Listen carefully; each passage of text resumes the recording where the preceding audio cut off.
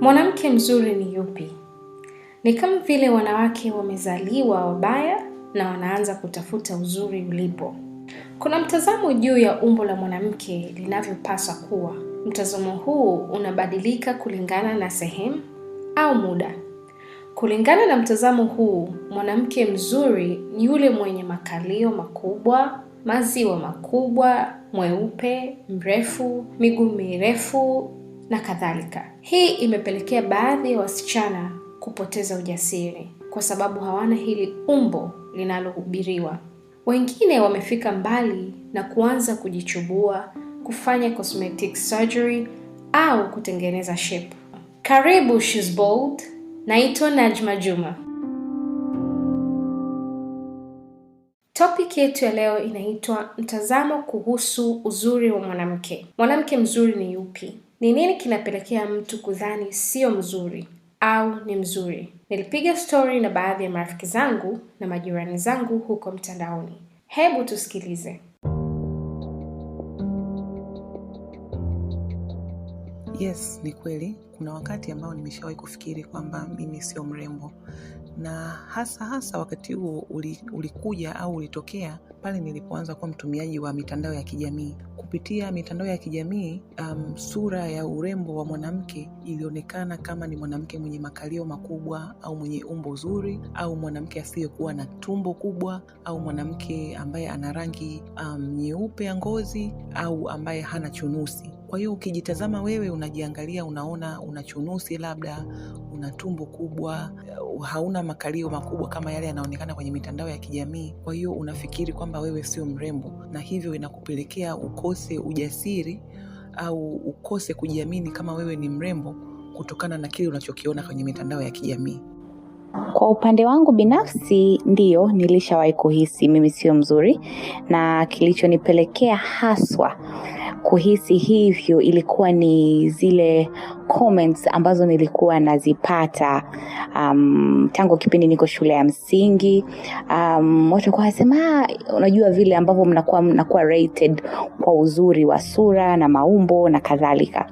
Kwa hiyo wenzangu wengi, wanafunzi wenzangu walikuwa wakinirate kwamba yule sura tu lakini shepu hana kabisa, yule ana shepu mbaya, yule shepu yake haivutii. Kwa hiyo nikawa najikuta niko rated hivyo mpaka nimekuwa mtu mzima. Kwa hiyo inakufanya ujisikie, most of them kwa najisikia kama sitoshi, I'm not enough, labda kuna kitu na miss, na ilini affect. Lakini nashukuru Mungu kwenye kukua nimekuja kujitambua na nikaelewa thamani yangu halisi ni ipi, na pia nimepata kujiamini. Namshukuru Mungu kwa hilo. Kwa hiyo kwa sasa hivi hata nikisikia comment kama hiyo, kiukweli huwa hainisumbui tena. Sana namuonea huruma huyo anatoa comment kama hiyo, kwa sababu naamini kwamba hajui maana ya halisi ya uzuri wa mwanamke. Nilishawahi kuwaza kwamba mimi sio mzuri, sio mrembo, sio mzuri wa shepu, wala sio mzuri wa sura. Na hii ilitokana na mtu ambaye nilikuwa naye kwenye mahusiano miaka 6 nyuma iliyopita. Yeye alikuwa na type ya wasichana ambao alikuwa anawapenda, na mimi nilianza naye mahusiano nikiwa nampenda sana. Sikuwa nimewahi kuwaza au kufikiria hilo swala kwamba yeye kuna type ya wasichana ambao anawapenda. Yeye alikuwa anawapenda wasichana wenye black skin, wembamba, warefu walioenda hewani, lakini mimi umbo langu halikuwa hivyo. Mimi ni mnene, ni mfupi, pia na light skin. Nilikuja kugundua baadaye, baada kama ya miezi tayari nikiwa tayari deep in love, kwamba yule mwanaume ana type ya wanawake ambao anawapenda. Na pia nikaja nikajithibitishia baada ya siku moja, mimi na yeye tukiwa kwenye kituo cha basi sehemu fulani, tukiwa na cousin wake, akawaona wadada wawili ambao walikuwa ni wa hiyo type, na akawasifia mbele yangu na mbele ya yule cousin wake, na yule cousin wake akamsupport. Na pia nikaja kuchunguza, nikaja kugundua kwamba hata ex zake wa nyuma ambao alikuwa na date nao kabla yangu ni pia ni wadada wa style hiyo. Kwa kweli ilikuwa ni wakati mgumu, iliniumiza, lakini ilinifanya kwamba nijione mimi kumbe sio mzuri, kumbe sivutii, kumbe sina umbo zuri, nikivaa siwi kama wadada warefu wembamba wenye black skin. Iliniumiza sana, najilaumu, roho inaniuma na kuwa naumia na vitu kama hivyo, lakini namshukuru Mungu kupitia masomo mbalimbali, kupitia mafundisho mbalimbali, basi nikaja baadaye nikajikubali.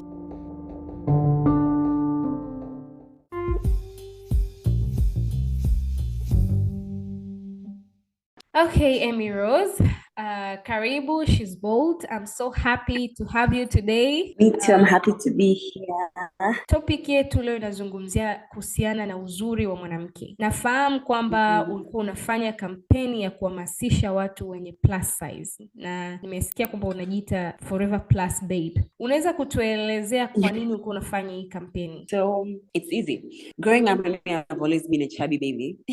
And it has not been easy, and with the comments na mazingira ya niliyokulia shuleni, nyumbani, kazini, au hata ukipita barabarani, there's always someone ambaye has something negative to say about your appearance, pungua, or sometimes you come back from the holiday alafu ndugu zako they just say something like, awe ni project yangu ya mwakani utakuja kuwa mkubwa kama nyumba, and things like that. I think I shared most of this, my plus size, my insecurities kwenye my TED talk ambayo I did, I think last, and I expressed how that affected me mentally kwenye kazi, like confidence ya kwamba I can actually do something and it can be good. It made me question self-worth ya kwangu, quality of work, even though I can deliver really good work, but then just because of that mtu nakuwa na wasiwasi na vitu vingine kama hivyo. So after being able to see, realizing kwamba there was nothing wrong with me ama how I look, I got to an agreement kwamba if I ever meet any plus size babe, and most of the plus size babes ambao utakutana nao ni watu ambao wanaji-question, watu ambao wanajiamini kwa uchache. Yeah, and it's not a good place to be kwa sababu inaku affect in many areas. So for me, I made it a personal mission kwamba I'll campaign, I'll be as a voice for the plus size babes kwamba you guys are beautiful and you're more than just your body, you unaweza ukafanya vitu vikubwa. I remember going for an interview at some point. I think Najma, kama watu wanafahamu, basi mimi tulikutana kwenye kazi za media pale Tanzania Bora. But I remember going for an interview at some point wakati niko chuo, nikaambiwa your body is not good for TV. So maybe try radio. You have a voice for radio, which I think that's not correct. I did TV and I did amazing, but just like that, you can kill someone's dream because of your perception. So that's why I'm forever plus size babes. And if you don't like your body, I think there's a positive way to go about it. So just loving, self-love, and kubuild confidence na self-esteem, na not questioning your worth just because of your appearance ambayo imekuwa injected na mawazo ya watu. Wow, that's powerful. Lakini I want to know, uliwezaje kutambua kwamba my worth is more than my body? Yani thamani yako ni zaidi ya mwili wako. What happened? Very funny story. Tangu niko secondary, let's say, sikuwaga yule mtu ambaye anatumiwaga barua na kama hivyo. I talked about it more in my TED talk. Like this was like the topic on my self-esteem issues na realization, how I got to that and my way forward. But making it short, wakati niko chuo ama wakati niko secondary, sikuwaga yule msichana ambaye anapataga barua za boyfriends za kutoka shule. Nimesoma boarding school ya wasichana. So zile barua ambazo wenzangu walikuwa wanapataga, nope, nothing like that. Maybe just a little bit low-key, you know. Yeah, so nilipofika chuo nilikutana na this guy. Alikuwa ni Nigeria, na this guy, man, alikuwa kila akiniona. Like ni kama ameona like I was his trophy girlfriend. Pumped me, have you seen my babe? And there's this word he used to call me, Iyawo. Iyawo means my wife. So like, yeah. So that guy really, paka tumekuja kuacha, it didn't work, of course, he was Nigerian, so it ended up in premium tears.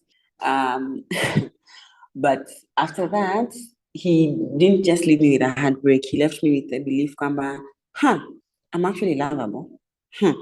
Someone can actually see me and see something good. So for me, that was my turning point. Because wakati tunachana, I had this in my mind kwamba, maybe I'll never find someone else kama huyu, or maybe nani atakuja kunipenda tena kama huyu kaka, hamna tena. But then after some time I realized, no, just the same way he came, the same way he saw, someone else will come and someone else will be able to see. And that should not define me as a person.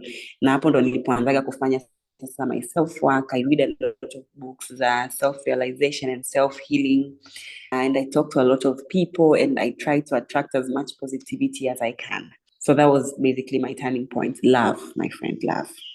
That's really powerful. And since I've known you, I think I've seen you growing in confidence, in being comfortable with your body. And I'm learning kwamba tunahitaji kujiangalia sisi kutoka ndani na sio kuangalia watu wengine wanasemaje kuhusiana na mwili wetu na kujenga confidence au insecurity kutokana na comment hizo. Kwa hiyo I love that kwamba umesema kwamba ulikuja kufanya self work, ukaongea na watu hivyo. Kwa mtazamo wako wewe, Emmy Rose, unadhani mwanamke mzuri ana umbo gani? Najma. Nitajibu swali lako kidiplomasia. Mwanamke anayevutia anaweza akawa na uzuri depending on the eyes of the beholder. Lakini for me, a beautiful woman is the woman ambaye huku ndani ya moyo wake amebeba uzuri, amebeba ukuu wa Mungu. I'm a Christian, so I believe that's the way of life. And when you carry the glory of God, you take it everywhere you go. You light up rooms. You bring positivity to people. It's how you regard people. It's how you treat the people around you. It's how you impact watu. Kuna watu, have you ever been somewhere alafu akaingia mtu and they know that this person adds this kind of value? Kuna mtu mwingine akiingia, like you're comfortable to go and talk to these people na unajua kama this person will give me good counsel. I have, kuna mdada mmoja nilikuwa na share naye ofisi hapa kazini. Yes. And at least every other 2 days nitakuja ofisini nitakuta ameniandikia keynotes. You can do it. Have a great day ahead. Hainimaanishi chochote. I was not expecting it, but I'll carry that through the day or even through the week. For me, I think that's a beautiful woman. I don't think there's a one standard ya uzuri ya mwanamke mzuri. Hii ni topic ambayo inani-interest sana. Nimeandika makala nyingi kuhusiana na uzuri, kuhusiana na jamii inavyochukulia umbo la mwanamke, na I truly believe uzuri it starts from inside to the outside. Kwa sababu kama ndani yako, moyo wako una chuki au unajichukia wewe mwenyewe, hata nje hautajipenda. Unajua tofauti ya uzuri na urembo. It's okay kuwa mrembo, yani unajitake care, unajijali, hiyo ni kitu cha kawaida. Lakini kuna watu ambao wanadhani sio wazuri, kwa hiyo wanafanya urembo ambao unawaletea madhara. Kwa mfano wengine wanabadilisha shape, wanataka shape labda kama ya kwako Emmy Rose, au mtu atataka awe na ngozi nyeupe kwa sababu anaamini kwamba mbona watu wanapenda sana watu wenye weupe, basi na mimi niingie kwenye watu weupe nianze kupendwa. Lakini kama ulivyosema uzuri unaanzia ndani. So I believe kwamba kila mwanamke anahitaji kwanza kujiona yeye ni mzuri, anafaa, yuko sawa jinsi alivyo. Alafu watu watakupenda jinsi ulivyo. Kwa hiyo kuna watu kama ulivyosema beauty is in the eye of beholder. Kuna watu watakuona wewe mbaya, kuna watu hawataku appreciate. Lakini kuna watu watakupenda na wataku appreciate. Kwa hiyo I think you've answered that well. Kwa kumalizia Emmy Rose, wasichana wengi wamepata madhara yalioathiri maisha yao kwa sababu ya pressure ya kutafuta uzuri, kama kuharibikiwa kwa shepu, ngozi. Unadhani nini kifanyike kupunguza madhara haya? Okay, so I think first of all we need to go back to the source. Kuna mtu alisemaga kwamba badala ya kutoa watu kwenye mto, hebu tujue nini kinawafanya watu waingie kwenye huu mto. Nyinyi mnaenda kuokoa kule mbele, but wanaingilia wapi hawa watu? Kama wakati niko secondary, I remember kuna cream moja ilikuwa inaitwa Sonadem. Wakati niko primary, some of my friends made a really bad joke and said, Emmy wewe ni mweusi sana. Unapaka, you know the way kids fool around and joke. Akaniambia utakuwa unapaka kiwi kama mafuta wewe. Alafu da mswaki yako itakuwa nini? I can't even remember anymore. But it was like something really mean. And I carried that baggage mpaka nimefika secondary. And I remember there was a time kuna hii cream inaitwa Sonadem. Nikawa nimeanzaga kupaka usoni kwa sababu niliambiwa itanifanya ningae kidogo. And I kept applying and nilikuwa si mweupe. And that really pissed me off.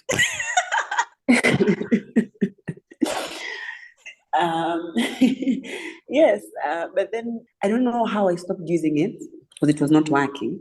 Ilikuwa inanisaidia tu kutoa harara. I came after, now when you ask me, do I want to bleach? No. The only thing I want is to feel okay the way I am. Kwa sababu mwisho wa siku mimi ni mweusi, brown, chocolate, whatever the color you call it, that's how I am. So either you have a small ass, you have a big ass. Either you have a small waist or big waist. Whether you have a big boobs or small boobs. Whether your hair is short or long. Ukumbele kwenye malaika kwetu hatunaga nywele. And sasa hivi nimenyoa kabisa and I have kichwa ambacho sijui kikoje. But I'm okay. I'm okay with looking like that because I am comfortable with me. So I think we need to get back to this is how I am. This or that, this is how I look. Getting all these creams na madawa, they must be very expensive in the future. Kwamba expensive sio kwa fedha, rather expensive kwa afya, expensive kwa cancer, because now we have a lot of Chinese things coming up. Yeah. Then from there, let's build the confidence. Let's say more positive things to one another. Unamwona mtu umenenepa jamani. Like there's some language we need to change. We need to change our language. We need to change how we look at people, and we can be more gentle. A friend of mine, to me a screenshot, very funny. Just I think an hour ago, Instagram. Someone was bullying her on her Instagram story, akaandika kwamba wewe ni mnene kama tembo. And I felt really bad kwamba we women take other women down just by the way they look. But then your statement even bring down mpaka kaniambia Emmy, like I need to talk to someone. I can't go on like this. This is, so we need to change our language. We need to be more kind to one another. And then the last thing I would say is kujitambua, Najma. No one is coming to help you. No one is coming to save you. However you feel about yourself, if you don't like it, no one is coming to save you. 2 years ago, I added so much weight. I was 118 kilos. I hated that. Nilikuwa nikikaa Najma, nikisimama miguu inaniuma kwa nikaanza kufunga bandage at 26. And I decided this is not going to be my life. Nikaanza mazoezi. I changed my lifestyle, changed what I eat. Places I go, there are places you go and unajikuta you eat those things you like eating. But I can't live like that. And no one is coming to tell you, Emmy, stop eating that. Emmy, start working out. So when you get to that point, no one is coming to help you. No one is coming to tell you you're beautiful. No one is coming to appreciate you. And one thing I've learned, energy ambayo wewe unayo, ndo energy, ndo vibe watu wanaoipokea. Kwa hiyo ukijiona sio mzuri enough, my friend, that's what you're going to receive because that's the vibe you're giving.